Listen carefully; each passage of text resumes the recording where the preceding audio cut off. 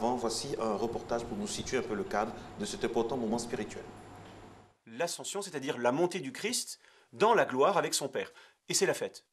C'est étonnant, c'est même bizarre. Le Christ s'en va, le Christ nous abandonne et nous fêtons ce départ. C'est encore plus curieux parce que si vous allez dans les gares le vendredi soir, c'est la grande joie parce que les voyageurs arrivent. Le dimanche soir, c'est un peu glauque parce que les gens s'en vont.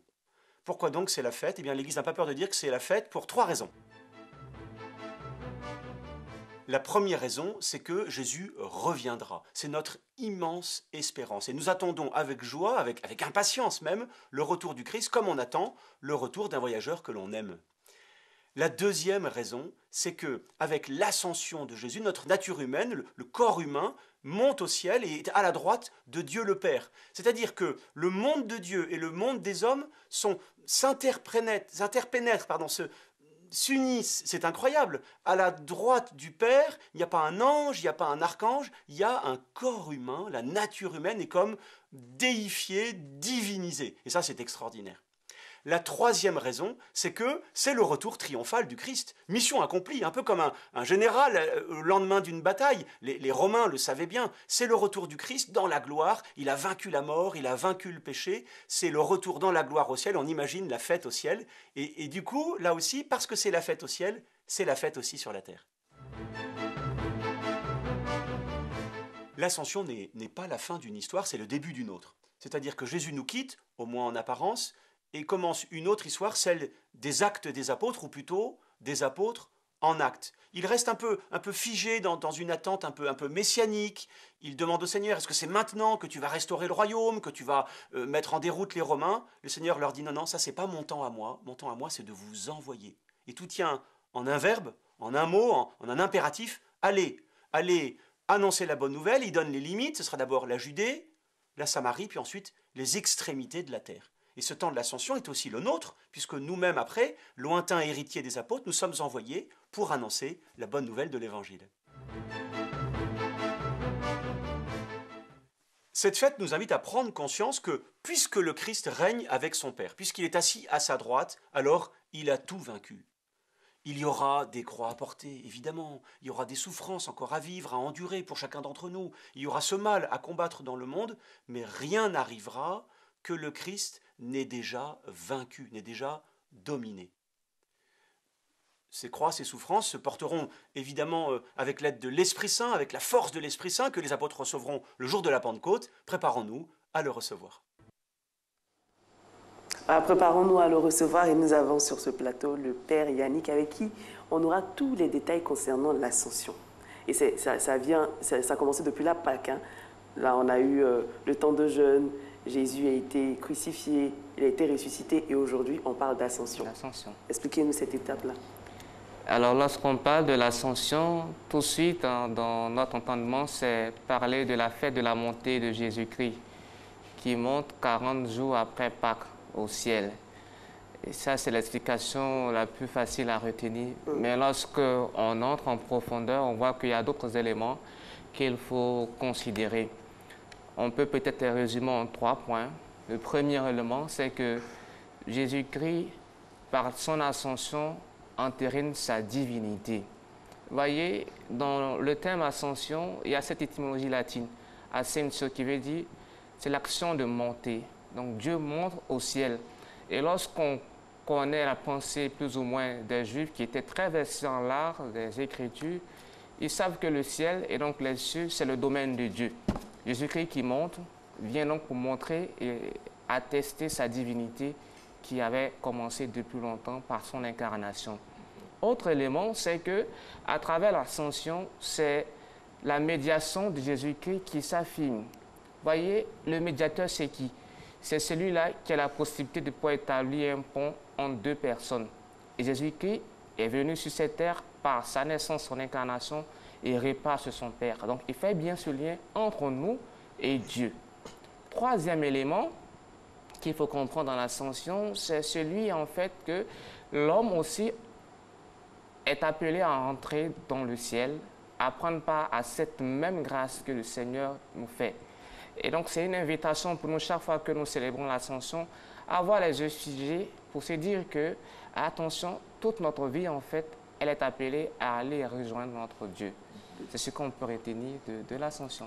En gros aussi, l'ascension, c'est Jésus s'en va, mais on ne panique pas. On est heureux même s'il s'en va parce qu'il est toujours avec nous. Il est toujours avec nous. Ça, c'est la théologie catholique qui nous fait savoir que avec l'ascension, Dieu rentre dans un autre mode de présence. Ce n'est plus cette présence physique qu'il a partagée avec ses disciples, ses apôtres pendant 40 jours après la résurrection, mais c'est un nouveau mode de présence qui est plus intérieur, plus universel, et maintenant qui n'est plus en fait soumis aux limites du temps. Parce que Dieu peut se présenter à nous sans être soumis par ses limites corporelles. C'est ce nouveau mode de présence-là que l'Église essaie de pouvoir perpétuer à travers les sacrements, notamment l'Eucharistie. D'accord. Et comment s'est fait l'ascension? Devant une foule ou devant les disciples? Comment ça s'est fait? Si nous avons le témoignage et que les écrits, surtout Marc et Luc, qui nous parlent de l'ascension, aussi la lettre des apôtres qui nous parlent de l'ascension, c'est dit qu'effectivement, il y a eu des témoins qui étaient présents à cette période-là, parce que l'ascension s'est passée, lorsqu'on regarde un peu le chronogramme des différentes lectures que je viens de citer, l'évangile de Marc et l'évangile de Saint-Luc, on voit que c'est à la fin pratiquement de ces deux écrits-là que le Christ rassemble ses disciples et c'est sous les yeux qu'il monte vers son Père. Donc il y avait une présence humaine, les apôtres étaient présents. D'accord. C'était du côté de Béthanie, hein? Il y a deux sources, il y a plusieurs sources. Il y a des sources qui nous parlent de Béthanie, d'autres qui nous parlent du mont des Oliviers. Cela se comprend parce que le mont des Oliviers, si je me rappelle bien de ma géographie biblique, est à moitié entre Béthanie et Jérusalem. Donc, c'est la tradition qui parle de Béthanie, comme c'est aussi qui parle du mont des Oliviers aussi. Il y a une symbolique puissante dans cette dernière rencontre du Christ avec ses disciples, avec tout. Il y a quelque chose de... Il y a en même temps, comme on a dit, on a vu dans l'élément, il y a en même temps un lien qui se coupe, mais qui se soude. Je ne sais pas, c'est magnifique, quoi. Théologiquement et puis spirituellement, on sent que c'est une coupure, mais en même temps, un nouveau mode de branchement. Justement, c'est une coupure parce qu'on ne va plus voir Jésus physiquement. C'est comme quelqu'un qui s'apprête à aller en voyage, il y a toujours ce petit pincement au cœur, la façon s'est dit qu'on ne verra plus, on ne sentira plus sa présence physique. Mais la nouveauté dans l'ascension, c'est que Jésus qui part, en fait, il ne nous laisse pas orphelins. Et c'est pourquoi quand il part, c'est une bonne nouvelle pour nous. Parce qu'il doit partir pour nous envoyer l'Esprit Saint qui nous donnera cette force-là pour continuer l'œuvre de l'évangélisation. C'est pourquoi l'Ascension est célébrée 40 jours après Pâques et 10 jours après l'Ascension, on reçoit l'Esprit Saint pour la mission à laquelle le Seigneur appelle ses apôtres. Alors, mon père, l'Ascension et après? L'Ascension et après? Après, j'ai failli dire que c'est toujours une invitation pour nous de dire qu'en fin de compte, toute notre vie, là, nous sommes appelés à pouvoir poursuivre l'œuvre du Seigneur. Et donc l'ascension pour nous, nous donne cette dynamique de pouvoir essayer de faire des activités qui nous permettront de pouvoir prendre part au ciel nous aussi. Et on voit que dans l'ascension, cette préfiguration-là va annoncer plus tard aussi le mystère de l'Assomption pour la Vierge Marie. Et quelle est la conduite à tenir pour bénéficier des grâces de l'Ascension? La conduite à tenir, elle s'inscrit dans les mêmes dispositions que l'Église requiert pour tous ses fidèles. C'est-à-dire quoi? Essayer de vivre en état de grâce pour permettre aux uns et aux autres de recevoir tout ce que le Seigneur a prévu pour eux de toute éternité. Voilà, donc on peut par exemple, dans l'Antiquité, puisque vous savez, l'Ascension en réalité a commencé à être célébrée à partir du IVe siècle, lorsque l'Église a commencé à avoir une paix. Et à Jérusalem, déjà, cette célébration était marquée par 3 jours d'érogation où on faisait des grandes processions avec des bénédictions, des chants et tout ça. Donc il y avait cette préparation-là. D'autres même, dans certains écrits, on demandait aux fidèles de pouvoir jeûner 3 jours avant pour se préparer à recevoir. Donc, pour les chrétiens aussi qui veulent vivre pleinement cette fête-là, ils peuvent se préparer par le jeûne, par la prière intense, pour recevoir ce que le Seigneur attend de lui. Avec tout ce qu'il y a dans le monde, parce qu'on sait que l'Église catholique a toujours un regard sur le monde, avec tout ce qui se passe dans le monde, est-ce qu'on ne se dit pas que franchement, Jésus est vraiment parti? Non. Avec toutes les difficultés, toutes les souffrances, toutes les guerres, toutes les menaces nucléaires, tout ce qu'on a, même au sein de l'Église, peut-être quelques soucis, des ententes, tout ça, est-ce qu'on ne se dit pas que vraiment il est parti? une chose est de dire que parce qu'on ne voit plus Jésus physiquement, donc il est parti, l'autre chose est de dire qu'il n'est pas là. Le Seigneur l'a dit, il parle de nous l'espoir orphelin. Et donc, si on ne le voit plus physiquement, la présence du Saint-Esprit est bien nous réconforter. Et on voit cette présence-là à travers différents objets, à travers différentes apparitions, à travers différentes motions de l'Esprit Saint qui agit dans le monde. Le risque, c'est de dire que comme il y a telle difficulté, voilà, donc le Christ est parti. Mais ce n'est pas que les difficultés qu'on voit dans le monde, il y a aussi des joies, comme des naissances. On voit aussi l'Esprit Saint qui agit dans les guérisons miraculeuses et tout ça. Donc, c'est dit que le Seigneur est présent. Alors aujourd'hui, il y a plusieurs messes hein, pour célébrer cette fête-là. Oui. Quel est le programme au niveau de votre paroisse? À Saint-Jean-de-Cocody, nous avons essayé de garder le même programme que pour les dimanches, c'est-à-dire 3 messes. La messe de 7 h, la messe de 9 h et la messe de 11 h, où tous les fidèles, avec à la tête le curé, le père Hippolyte Agnigori, sont invités à pouvoir commémorer cette fête-là avec beaucoup de joie surtout. Et l'homélie, si on va avoir un scoop, on va mettre l'accent sur quoi vous allez parler de quoi, de façon globale?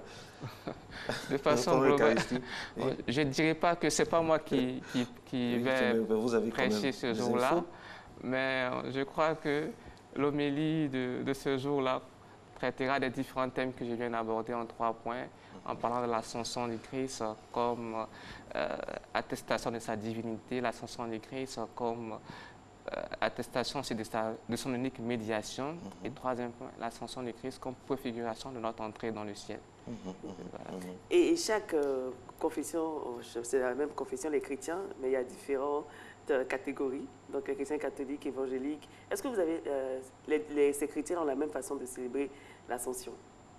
Je vais dire que là, mais ma connaissance ne me permet pas de pouvoir me prononcer sur d'autres églises évangéliques parce que une chose est d'être dans l'église catholique, une autre chose est d'être évangélique. Parce que, voilà, d'autres part, on parle de la scène du Seigneur, nous, on parle de la messe.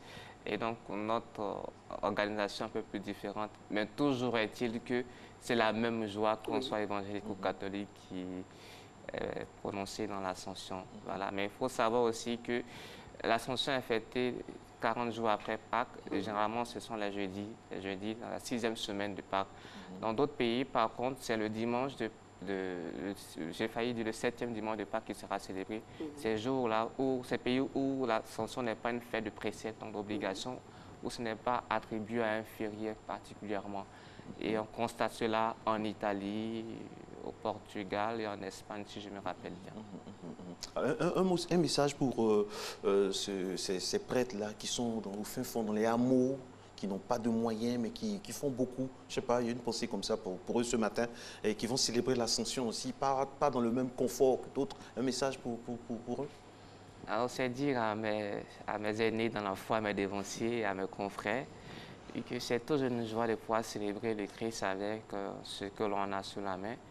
Et en célébrant comme ça, il faut toujours se rappeler des premières heures de cette ascension telle que vécue par les apôtres, qui n'avaient pas grand-chose, qui étaient encore dans cette joie-là, plus ou moins naissante d'une église naissante, mais qui ont essayé de pouvoir tout donner et de pouvoir comprendre en fait ce mystère que le Christ leur donnait à travers sa divinité.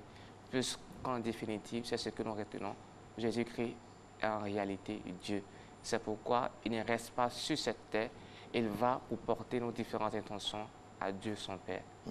Un mot aussi à la jeunesse, aux jeunes qui peut-être trouvent cette fête-là lointaine, qui disent que bon, c'est ancien, c'est caduque, ça fait ringard, on entend ça souvent, alors que c'est l'essence aussi de notre foi. Alors, aux différents téléspectateurs, chers amis jeunes qui me suivent actuellement, j'ai failli dire que dans notre monde, Jésus-Christ se présente comme la seule référence, comme la seule valeur sur laquelle on peut toujours compter. Et ce qui est intéressant dans le message de l'Évangile, c'est que Dieu vient nous rejoindre dans nos différentes faiblesses, dans nos différentes qualités, dans notre histoire personnelle. Le Dieu que nous prions, il n'est pas une idée abstraite, mais en réalité une personne qui a fait corps avec nous, qui s'est incarnée, qui a souffert la passion pour nous et qui aujourd'hui est prêt à nous aider à ressusciter avec lui et il est prêt aussi à nous inviter à le rejoindre dans le ciel. C'est donc une invitation, nous aussi, à rentrer dans ce projet tel que voulu par Dieu pour pouvoir vivre de la véritable vie, celle-même qui ne finit pas. C'est la même qui ne finit pas. D'accord. Donc après la fête d'Ascension, il y a d'autres fêtes très importantes dans l'Église catholique. Oui. Après l'Ascension, 10 jours après, nous allons célébrer la Pentecôte. La Pentecôte. Voilà, l'Esprit Saint qui sera donné aux apôtres et ils auront la force de pouvoir annoncer. Ce n'est pas la des bonne chiffres nouvelle. simples. Hein. Il y a 40 jours après, 10 jours après, c'est bon. Oui, ce n'est pas des chiffres simples. Je vais Simple. dire 40, vous savez, dans la symbolisme. 40, c'est le carême. 40, ça fait passer à 40 jours du carême, 40 jours, les 40 du déluge de Noé, Oui. 40 années du peuple qui a traversé le C'est désert, absolument. 40 jours de Jésus-Christ qui est lui aussi resté au désert dans le jeûne et la prière. Mais encore 40 aussi, c'est toujours j'ai failli dire, cet enseignement, ce moment-là de réception et de préparation pour un grand événement. Et 40 jours maintenant pour vivre et bénéficier de l'enseignement de Jésus-Christ après sa résurrection.